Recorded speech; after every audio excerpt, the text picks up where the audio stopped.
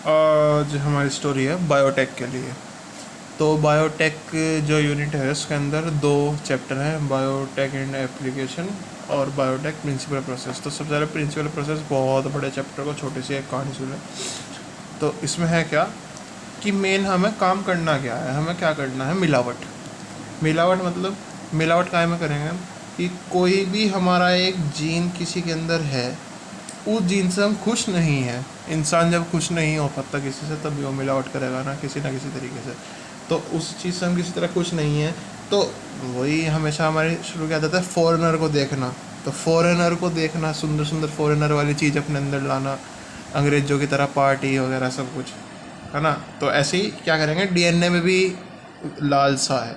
तो foreign DNA है, foreign DNA से क्या लेंगे हम, उसका कुछ पार्ट ले लेंगे, मतलब कोई एक हिस्सा ले लेंगे और अपने ओरिजिनल डीएनए के अंदर उसको मिला देंगे। इसी को चीज़ को बोलते हैं रिकॉम्बिनेंट डीएनए टेक्नोलॉजी। कि किसी चीज़ के अंदर कोई कमी है तो किसी और जीन से लाकर उस कमी को पूरा कर देंगे। अब इसके अंदर फॉरेन डीएनए का मतलब ये नहीं है कि फॉरेन से कोई डीएनए आएगा, उस ओरिजिनल डीएनए के अलावा जितने डीएनए होंगे उस डीएनए के लिए फॉरेन डीएनए। जैसे इंडिया वालों के लिए इंडिया को छोड़ के सब फॉरेन वाले हैं, एक्सेप्शन मेरे अंदर पाकिस्तान वाले इंसान ही नहीं है, फॉरेनर कहाँ से हुए। तो ये हुआ। अब होगा कैसे कि इसके लिए हमें चाहिए तीन चीज़, रेस्ट्रिक्शन एंजाइम, क्लोनिंग वेक्टर और जिसे चेंज करवाना है अपने आप को वो कॉम्पिटेंट होस्ट। ठीक है, एनसीईआरटी में तीन चीज़ है।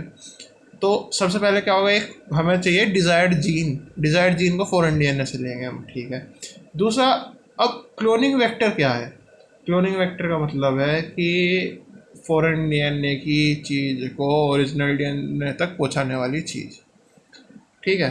अब मान लो एग्जांपल हो कि कोई लड़का किसी लड़की से प्यार करता है और उस लड़के की कोई कॉमन दोस्त है जो उस लड़की की भी दोस्त है ना। लेकिन एक लड़का ए है, वो लड़की बी से प्यार करता है, पर एक लड़की सी है जो इसकी भी दोस्त है और इसकी भी दोस्त है। तो होगा क्या, ए अपनी बात इस लड़की को बता देगा और सी ये बात इस लड़की को बता देगी। अब इस लड़की के ऊपर है कि ये इसको एक्सेप्ट करेगी या नहीं करेगी। वैसा नहीं करना चाहिए, ठीक है। हाँ, तो ये क्या हुआ, ये हुआ फॉरेन डीएनए। ये क्या हुआ, बी जो जिसको ये चाहिए वो हुआ इसका होस्ट, और इसे ले जाने वाली इंफॉर्मेशन को क्या हुआ, क्लोनिंग वेक्टर। अब ये तो है फॉरेन डीएनए, ये है वेक्टर डीएनए मतलब क्लोनिंग वेक्टर। ये most common example E coli है, जैसे और भी बहुत सारे इसके क्लोनिंग वेक्टर है। उसके प्लाज्मिड हैं। प्लाज्मिड क्या हुआ कि एक सेल है, उसके अंदर एक मेन डीएनए है, मेन डीएनए के अलावा जो डीएनए होगा उसको बोल देंगे प्लाज्मिड, और ये इसी के अंदर होगा वेक्टर डीएनए। इस वाले डीएनए के अंदर क्या करेंगे, अब होगा क्या कि सेम रेस्ट्रिक्शन एंजाइम से दोनों में कट लगवाएंगे। कैसे, सेम रेस्ट्रिक्शन एंजाइम इधर भी और इसमें भी। तो सेम रेस्ट्रिक्शन एंजाइम का क्या मतलब है, सेम रेस्ट्रिक्शन एंजाइम से क्या होगा कि दोनों में एक फिक्स लोकेशन पे कट होगी कि दोनों आपस में जुड़ जाएंगे। वही वाली बात हुई कि किसी लड़की का ब्रेकअप हुआ, किसी लड़के का ब्रेकअप हुआ, अब दोनों ब्रेकअप वाले दुख में हैं। तो ब्रेकअप वाले दुख में होने से क्या हुआ कि उन दोनों को एक अपना दुख एक जैसा लगेगा। तो हो सकता है अब इन दोनों का पैचअप हो जाए। तो ये वाली बात है। तो इन दोनों का ब्रेकअप सेम जगह से करवाएंगे, सेम तरीके से धोखा मिलेगा। मान लो कि एक लड़की ने किसी लड़के को धोखा दिया, किसी और के साथ भागी, और सेम लड़के के साथ वो लड़की किसी के साथ भागी। अब दोनों को सेम तरीके का दुख है कि दोनों के पार्टनर जो है किसी और के साथ भाग गए। तो अब दोनों सेम तरह का दुख शेयर करेंगे, तो शेयरिंग में उनके अंदर उनके साथ क्या हो जाएगी, बॉन्डिंग। और ये बॉन्डिंग कौन कराएगा, एक उनका बेस्ट फ्रेंड। वो बेस्ट फ्रेंड का नाम है लाइगेसेस।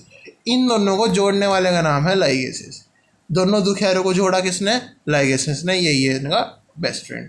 तो फॉरेन डीएनए से एक पार्ट आया, ठीक है, और इसका जो हिस्सा चला गया था वो है वेक्टर का, और इसका एक हिस्सा इसमें फालतू है, इसका दुख, इसकी कमी। अब इसका दुख इसकी कमी के साथ जुड़ के मिला और इन्होंने मिलकर क्या बना लिया, एक रिकॉम्बिनेंट डीएनए। अब रिकॉम्बिनेंट डीएनए के साथ क्या होगा, उस रिकॉम्बिनेंट डीएनए को जब उनकी अगली जनरेशन होगी तो उसके अंदर डाल देंगे। अब होगा क्या, जब वो अगली बार रिप्रोड्यूस करेंगे, अगले उनके बच्चे होंगे, तो वो उसके अंदर वो कमी नहीं होगी जो इनके पेरेंट्स के अंदर थी। फॉरेन डीएनए से डीएनए लिया और उसके अंदर डाल दिया। तो ये तो है पूरा प्रोसेस, पूरे चैप्टर में बार बार सेम प्रोसेस रिपीट है। अब इसके एप्लीकेशन के अंदर क्या क्या है। सबसे पहला एप्लीकेशन HYV सीड्स। ये क्या है, high yielding variety. High yielding variety कौन सी है, जिनकी यील्ड नॉर्मल बीज से थोड़ी ज़्यादा है। ये तो बचपन से सुना ही होगा कि मान लो कि एक पेड़ के ऊपर जो आम है उनका साइज़ तो छोटा है पर उनके अंदर मिठास बहुत ज़्यादा है। एक पेड़ के अंदर जो आम है उनके अंदर साइज़ तो बहुत बड़ा है पर मिठास है नहीं। ठीक है, वो वाली बात है। तो उनके अंदर क्या करेंगे, उनके अंदर ऐसे टिश्यू कल्चर करवा के या डीएनए रिकॉम्बिनेंट करवा के क्या करेंगे, एक नया तरीका का पेड़ बनेगा। उस नए तरीके के पेड़ में क्या होगा, आम मीडियम साइज़ का भी होगा और मीठा भी होगा। तो दोनों की थोड़ी थोड़ी कमी मिलके क्या हुआ, एक दोनों की कमी ने ख़त्म कर लिया और एक दूसरे की कमी को कवर कर लिया। इसी को समाज में शादी बोलते हैं, मजाक था। तो अब हो गया, HIV हो गया। इसके अलावा ट्रांसजेनिक प्लांट की ग्रोथ पहले बहुत कम थी। मेरे पूरे खेत में मुश्किल से 10 किलो गेहूँ उगा करते थे। फिर मैं लेके आया डीएनए रिकॉम्बिनेंट टेक्नोलॉजी। इस टेक्नोलॉजी की वजह से क्या हुआ, अब मेरे खेत में 100 किलो गेहूँ उगते हैं।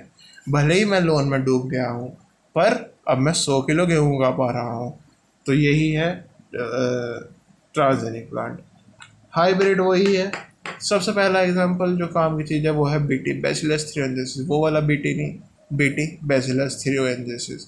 ये क्या है, बैसिलस थ्रियोजेंसिस में क्या होगा कि बैसिलस थ्रियोजेंसिस एक तरह का कीड़ा मान लो, उसके अंदर का एक जीन है क्राइजीन। बैसिलस थ्रियोजेंसिस का एक जीन है क्राइजीन। हमारा एक जीव भगवान ने दिया है बैसिलस थ्रियोजेंसिस, उसके अंदर एक प्रोटीन है, एक जीन है क्राइजीन। और क्राइजीन क्या प्रोड्यूस करता है, क्राई प्रोटीन। अब ये है क्या कि इसके डीएनए के अंदर क्या है, क्राई नाम का एक प्रोटीन है, क्राई नाम का एक जीन है। अब हमने क्या किया, इसके प्लांट्स बनाए। क्या बनाए, प्लांट्स। हो क्या रहा था कि हमारे जो पेड़ पौधे थे ना वो सब कीड़े खा जाया कर रहे थे। तो अब साइंटिस्ट बैठे, उन्होंने सोचा कि इन कीड़ों को मारने का क्या तरीका है। तो इन्हें याद आया कि एक जानवर है, उस जानवर ऑर्गेनिज्म है, वैसे तो बैक्टीरिया है। तो उसने क्या किया, अपने अंदर अपने आप को जानवर से बचाने के लिए क्या कर रखा है, अपने अंदर एक क्राइजीन है, उससे क्राई प्रोटीन होता है और क्राई प्रोटीन उन्हें मार देगा। तो इसका दिमाग लगाया तो उन्हें पता चला कि क्यों ना हम ये क्राई जीन जो है, जो जीन ही तो प्रोड्यूस करेगा प्रोटीन को, ये जीन ही प्लांट के अंदर डाल दे। तो उन्होंने क्या किया कि प्लांट के अंदर ये क्राई जीन डाल दिया। अब होगा क्या, क्राई जीन उसके अंदर क्या प्रोड्यूस करेगा, क्राई प्रोटीन। अब क्राई प्रोटीन क्या है, ये एक ऐसा क्राई प्रोटीन है। और अब कोई कीड़ा इसके ऊपर आया, अब कीड़े ने इसे खाया, कीड़े की बाइट ली। अब क्राई प्रोटीन की खासियत क्या है कि ये एल्कलाइन मीडियम में एक्टिव होगा। कैसे मीडियम में, एल्कलाइन मतलब बेसिक। अच्छा, ये बीटी वाले प्लांट हमें खा के कोई नुकसान क्यों नहीं है, क्योंकि हमारे पेट का मीडियम कैसा है, एसिडिक। उसमें क्या होता है, ये एक्टिव नहीं हो पाता। अब उसके कीड़े के पेट का क्या होगा, बेसिक। तो क्राई प्रोटीन एक्टिव होगा, क्रिस्टल बना लेगा और क्रिस्टल उसके पेट को फाड़ फूड़ देंगे। यही है BT cotton, BT tomato, BT potato. बहुत सारी बीटी प्लांट हैं जिसके अंदर क्राइजीन है जो क्राई प्रोटीन प्रोड्यूस करता है और वो कीड़े के पेट में जाके एक्टिव होकर एल्कलाइन मीडियम में उसके इंटेस्टाइन को फाड़ फूड़ के उसको मार देती है। इस वजह से क्या होगा कि प्लांट के ऊपर हमला नहीं होगा। अब अगली चीज़ है RNAi। RNA मतलब RNAi का मतलब है RNA इंटरफेरेंस। अब हुआ क्या कि हमारे जो पेड़ हैं, खासकर टोबैको वगैरह का, उसकी ये जड़ है, ये रूट है। रूट के अंदर क्या हुआ, रूट के अंदर ना ट्यूमर बनना शुरू हुआ। क्या हुआ, ट्यूमर बनना। अब ये जो ट्यूमर कैसे बनेगा, जब सेल इकट्ठे होंगे, सेल कौन सिंथेसाइज करेगा, डीएनए। तो हुआ क्या कि एक mRNA आएगा जो कोड करेगा इस प्रोटीन के लिए जो ट्यूमर बनाएगी। ये mRNA रूट में पहुंचेगा, वहाँ जाकर कोड करके उसके सेल को इकट्ठा करेगा और यहाँ ट्यूमर बन जाएगा। हमने क्या करा, जैसे कि एक RNA था, उसका ठीक अपोजिट सीक्वेंस का RNA हमने क्या किया, पेड़ के अंदर पहले से ही डाल दिया। तो अब ये लॉक हो गया। अब होगा क्या कि स्टेप क्या है, वो क्या कहेंगे उसको, प्रोसेस क्या है कि एक RNA निकला, आरएनए निकला और जड़ तक जाएगा। अब ये यहाँ अपने साथी आरएनए से मिलकर वो बना लेगा, एमआरएनए था, टीआरएनए डीएनए जो भी है वो सब बना लेगा। और अब ये क्या बना लेंगे, प्रोटीन। वो प्रोटीन क्या करेगी, वो प्रोटीन इकट्ठी होकर सेल बनाएगी और सेल बना जाएगा क्या, ट्यूमर। अब होगा क्या, हमने क्या किया, हमने पहले से इसके अपोजिट कोडोन वाला क्या करा, इसके अंदर एक बार एमआरएनए डाल दिया, सेम इसके जैसा एक दोस्त बनवा दिया इसका। अब हुआ क्या कि एमआरएनए से जाके चिपक गया। अब इससे जाके चिपक गया तो ये इसके पास तक आ ही नहीं पाया, तो प्रोटीन नहीं बन पाए, प्रोटीन नहीं बन पाए तो ट्यूमर भी नहीं बन पाया, हो गया बीमारी का इलाज। अब इसका एग्जाम्पल कैसे दूं, इसका एग्जाम्पल है कि कोई एक लड़की थी, कोई एक लड़की थी ये, जिसके पास इस लड़के को आना था। एमआरएनए एक लड़का है जिसे रूट की एक लड़की तक जाना था, और वो लड़की को प्रपोज करके क्या करता, अपना घर बसा लेता। ठीक है, अब होगा क्या, एमआरएनए इस लड़की के पास आएगा, इस लड़की को प्रपोज करेगा और ये दोनों मिलकर अपना घर बना लेंगे। पर ये किसी को मंजूर नहीं, तो क्या करे भैया, तो होगा क्या, अब जिसको ये घर बसना मंजूर नहीं था वो क्या करेगा, अपना एक इंसान भेजेगा, मतलब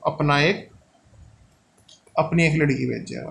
अब लड़के लड़के हैं, मैन विल बी मैन, लड़का कमीना है, वो क्या करेगा, अब ये लड़की इसके रास्ते में आके खड़ी है, ठीक है, जाना इस लड़की के पास था, ये 1 मिनट इसके पास भी रुकने की सोचेगा। अब जहाँ ये 1 मिनट इसके पास रुका, ये लड़की इसको अपने मोह माया में फंसा के यहीं अटका लेगी, क्योंकि ये लड़की किसने भेजी थी, किसी तीसरे आदमी ने जो इधर है खतरनाक सा, इसने लड़की भेजी, इस लड़की ने से रास्ते में फंसा लिया, तो अब इस लड़की तक ये नहीं आया पाया। अच्छा, पैक्ट क्या था कि अगर वो लड़का इस तक 10 बजे तक आ जाता तो ये उसके साथ घर बसा लेती, नहीं तो इस लड़की के साथ बसा लेगी। तो 10 बजे तक इस लड़की ने इसे संभाल के रखा, इसके साथ इस लड़की ने इसके साथ लगी हो, तो ये यहीं अटक गया, बावला था। इस लड़की ने क्या किया, देखा कि टाइम हो गया, वो तो आ नहीं रहा, इसका मतलब वो सीरियस नहीं है मेरे लिए, ये वाला लड़का सीरियस है, तो ये उसके साथ चली गई, यो भी खुश, ये लड़की ने अपना काम कर दिया, फिर यो यहाँ से निकल के भाग गई, यो भी इसी की दोस्त, और यो बेचारा मोह माया की वजह से यहीं का यहीं रह गया, तो इन्फेक्शन कर ही नहीं पाया। तो ज़िंदगी का इन्फेक्शन कैसे दूर हुआ, जब इस लड़के ने कुछ चालाकी की। ठीक है, तो हो गया। अगला आरएनए इंटरफेरेंस हो गया। अब अगला है ह्यूमोलिन। अच्छा, हमने इन सब का यूज़ करके ये सब किया, वो सब किया, अब हमने किया क्या, और एक नई चीज़ क्या की, अच्छी चीज़। पहले के ज़माने में क्या हुआ करता था कि अब मान लो कि किसी को डायबिटीज़ बहुत अच्छे लेवल पे है, बहुत ज़्यादा, कि दवाई वगैरह से काम नहीं चल रहा, और उसको क्या चाहिए, उसे चाहिए कि उसे नकली इंसुलिन चाहिए, कई बार जरूरत पड़ती है। तो पहले क्या करते थे, भेड़ बकरी सुअर घोड़ा भैंस, इनके अंदर से इंसुलिन निकाल के हम इंसानों के अंदर डालते थे। अब वो उतना महंगा था, और उसके अंदर क्या थे, एथिकल इशू क्या, मुसलमान सुअर नहीं खा सकता तो उसका इंसुलिन क्यों यूज़ करेगा, हिंदू गाय नहीं, गाय माता है हिंदू की, तो गाय माता को मार लेंगे इंसुलिन के लिए, तो उसे मंजूर नहीं था। तो इसके साथ बहुत एथिकल इशू थे। अब इंसुलिन का स्ट्रक्चर था कैसे, काम कैसे, ये ए बी और सी, ए बी और सी 3 चेन है इंसुलिन के अंदर, ठीक है, 3 चेन है। अब इनएक्टिव फॉर्म में सी चेन इनके साथ जुड़ी होगी, और फिर क्या होगा कि ये सी चेन से हट जाएगी, ए बी अलग, ए बी एक साथ, और सी अलग निकल जाएगी खाने के साथ। अब ये ए बी चेन जो अपना काम है इसका, इंसुलिन का काम करेगी। अब हमने कहा कि अब इंसुलिन कैसे करें, तो इंसुलिन बनाने का तरीका सोचा कि अब ये क्या है कि हमारे पैनक्रियाज में ना ए अलग बनती है, बी अलग, सी अलग, फिर ये तीनों जुड़ के काम करती हैं। तो हमने क्या किया कि जो जीन ए को बना रहा था उसे एक ई कोलाई के अंदर डाल दिया, मतलब वेक्टर के अंदर। जो जीन बी बना रहा था, बी चेन, उसे अलग ई कोलाई के अंदर डाल दिया। अब इसको अलग से वो किया, मतलब इनको अलग से पैदा करवाया, एक उसमें बढ़ने दिया और इन्हें अलग से दिया। तो अब ये इकोलाई के अंदर जीन था जो ए वाली चैन बनाता, तो इसने ए वाली चैन बनानी शुरू कर दी, ए की फैक्ट्री बना दी इधर। इसने क्या किया, बी वाली कर दी। अच्छा, सी चैन तो वैसे भी किसी काम की नहीं थी, तो अब क्या किया, ए चैन एक चैम्बर में बनी, बी चैन एक चैम्बर में बनी, अब इन दोनों चैनों को जोड़ दिया और ये बन गया ह्यूमुलिन। इसमें सी चैन नहीं थी क्योंकि सी चैन का वैसे भी कुछ काम नहीं था, एक कंटेनर फालतू जगह गेट था। अब ये बन गया ह्यूमुलिन। तो हमने 2 कंटेनर में नकली इंसुलिन बना लिया, इंसुलिन सस्ता हो गया, जानवरों की जान बच गई, डीएनए ने, टेक्नोलॉजी ने करा, बायोटेक ने। ठीक है, ह्यूमुलिन हो गया। ये ह्यूमुलिन सबसे पहले बनाया था अमेरिकन कंपनी एली लिली ने। क्या नाम था, एली लिली। अब अगली चीज़ बहुत इम्पोर्टेंट, जीन थेरेपी। हम सब डॉक्टर बनने वाले हैं तो हमें थेरेपी वगैरह तो पता होनी चाहिए। तो इस चैप्टर में हम पढ़ेंगे जीन जेनेटिक इंजीनियरिंग का थेरेपी में कैसे यूज़ किया। तो जीन थेरेपी में क्या है, एक कहानी। उसके बाद हुआ क्या कि एक बीमारी का पता चला, adenosine deaminase deficiency, ADA deficiency. इसमें क्या हो रहा था कि इसमें एडिनोसाइन डीएमिनेज एंजाइम था, एक एंजाइम, उसकी कमी हो रही थी। ठीक है, अब उसकी कमी की वजह से प्रोटीन वगैरह में फर्क पड़ रहा था क्योंकि वो डायरेक्ट उसकी डील डीएनए से थी। तो उसकी कमी की वजह से बहुत नुकसान होना शुरू हुआ।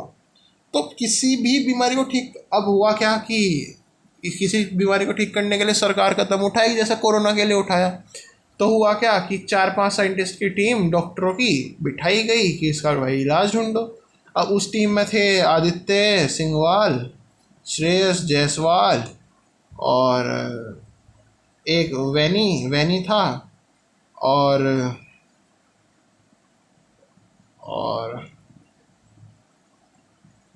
एक बर्मन नाम का था। तो ये थोड़ा, और एक था वो नितिन। अब नितिन थोड़ा बावरा, इसने कहा कि एक काम करो, अभी बहुत जान बच सकती हैं, एक काम करते हैं, उनके अंदर ही तो एडीए नहीं बन रहा, हम क्या करेंगे कि एडीए उनको बाहर से दे देंगे। तो हाँ, सबने कहा कि इमरजेंसी के लिए बहुत सही है। अब इमरजेंसी के लिए सही था तो नितिन ने क्या किया, और पेशेंट को एडीए इंजेक्शन भर के डालना शुरू कर दिया उनके अंदर। अब यार नकली बाहर से कोई चीज़ कितने दिन तक ही चलती। अब उसमें क्या हो रहा था कि हर 1 महीने, 2 दिन, 4 दिन, 1 महीने में क्या कर रहा था, उसमें फिर डलवाने आना पड़ा था, फिर इंजेक्शन लगवाओ। यार पूरे साल में हर तीसरे दिन ये काम थोड़ा ही ना है कि एडीए के इंजेक्शन लगवाते रहे, वो भी महंगे महंगे हैं, ऐसा तो है नहीं सस्ते हैं। तो इंसान के पास इतना पैसा भी नहीं था, फिर लोग मरने लगे। तो सरकार ने कहा कि फिर भाई तुम लोग बैठो, तुमने पिछली बार बहुत जन ने बचाई, इस बार फिर तुम लोग कुछ सोचो। तो इस बार हमारे आदित्य भैया फील्ड में आए। आदित्य भैया ने कहा कि एक काम करते हैं, ये जो एंजाइम है ये बनता कहाँ है। तो वैनी ने कहा कि इसका बनने का जगह है कि बोन मैरो में। तो उसने कहा कि हम क्यों ना बोन मैरो में वो सेल डाल दें जो इसको बना रहे हो। ने कहा यार बात तो सही है, हम ऐसे सेल डाल देते हैं जो उसको बना रहे हो। तो क्या किया, पेशेंट के अंदर बोन मैरो खोला और उसके अंदर वो वाले कुछ सेल डाल दिए जो एडीए को, वो एडेनोसाइन डीएमिनेज को बना रहे थे। अब उन्होंने कहा कि 4-6 महीने उन्होंने बनाया, फिर वो सेल मर गए क्योंकि सेल की भी तो लाइफ है अपनी खुद की, जैसा आरबीसी 120 डेज ऐसा सेल वो मर गए। ओहो, तो फिर ये एक बड़ी बात हुई कि यार कुछ तो बचे, पर फिर वो फ्लॉप होना शुरू हो गया प्लान। अब सरकार ने कहा बुड़बक, फिर बैठो सब के सब। इस बार श्रेयस भाई ने कहा कि हमने पहले एडेनोसाइन डीएमिनेज डाला, फिर हमने सेल डाले, क्यों ना हम पूरा का पूरा बोन मैरो ही बदल दें। कहा वाओ, अब नई चीज़ आई, बोन मैरो ट्रांसप्लांट। तो उन्होंने क्या किया कि बोन मैरो को ट्रांसप्लांट करना शुरू कर दिया। अब हुआ करता कि हर साल बोन मैरो ट्रांसप्लांट करना पड़ता था। अब बोन मैरो हड्डियों के बीच में, हर हड्डी तोड़ो, 4-6 महीने हड्डी के लिए बैठे रहो, तो वो भी फ्लॉप हो गया और पैसे बहुत लगे। तो उसके बाद फिर इन लोगों को बुलाया गया। तो अब बार वैनी मैंने बोला कि हमने सब कुछ करके देख लिया, क्यों ना हम कुछ ऐसा करें कि जब बच्चा, हमें पता है कि जो एडीए डेफिशिएंसी है वो जेनेटिक डिसऑर्डर है, तो हम क्यों ना ऐसा करें कि उसकी जीन में ऐसा कुछ करते हैं कि उसको डेफिशिएंसी हो ही ना। तो इन्होंने क्या किया कि जाइगोट की जब कोई हमें पता है कि मम्मी पापा को है तो बच्चे को होगी ज़रूर। तो जब जाइगोट स्टेज में था, मतलब जब सिंगल सेल स्टेज में था, जब स्पर्म और ओवम आके मिले ही थे, जब उनका डीएनए एक हुआ था, उस टाइम क्या किया कि उस डीएनए को खोला, उसे बाहर निकाला जाइगोट को यूट्रस से, उसे खोला, उसके अंदर वो वाला जीन डाल दिया जो एडीए को। अब उसमें क्या हुआ कि बच्चे को पैदा होने से पहले डाल दिया, तो अब वो सारे सेल में वही है, मतलब मेटाबॉलिज्म उसका सही हो गया। अब वो हर सेल में है, ऐसा नहीं कि एक दो सेल में डाला तो मर जाएगा, अब वो हर सेल में, तो वो बीमारी परमानेंट क्योर होगी, अब आगे जाने वाली फ्यूचर में भी किसी को नहीं होगी। Thank you Waini, gene therapy हो गया। अब हाँ, तो लास्ट में ये हुआ कि उसको जाइगोट स्टेज में ही उसका जीन थेरेपी कर दो। फिर ट्रांसजेनिक एनिमल, अब यार 100 तरह की दवाइयाँ मार्केट में बनती हैं, अब उन 100 तरह की दवाइयों को डायरेक्ट तो किसी इंसान को नहीं दे सकते, अब कहेंगे कि किसी जानवर को दे के देख लो, उस पर असर हुआ तो ठीक है, नहीं हुआ तो ठीक है। तो हमने कहा कि यार इंसान के जेनेटिक टाइप अलग है और जानवर का जेनेटिक टाइप अलग है, तो दिमाग लगाया कि क्यों ना ऐसा करें कि जिस जीन के बारे में हमें जानना है वो किसी और जानवर में डाल दें, जैसे चूहा या फिर खरगोश, इनके अंदर डाल दें, क्योंकि इनका स्ट्रक्चर तो हमारे जैसा है, बट जीन ही तो अलग है। तो हमने क्या किया कि मान लें कि कोई दवाई बनाई आँख के लिए, तो क्या करा, आँख वाला जीन रैबिट में डाल दिया और अब उसके ऊपर दवाई टेस्ट करी। तो ट्रांसजेनिक एनिमल यही है जो हम अपने स्वार्थ के लिए जिनका जीन का मैनिपुलेशन कर देते हैं, ट्रांसजेनिक एनिमल।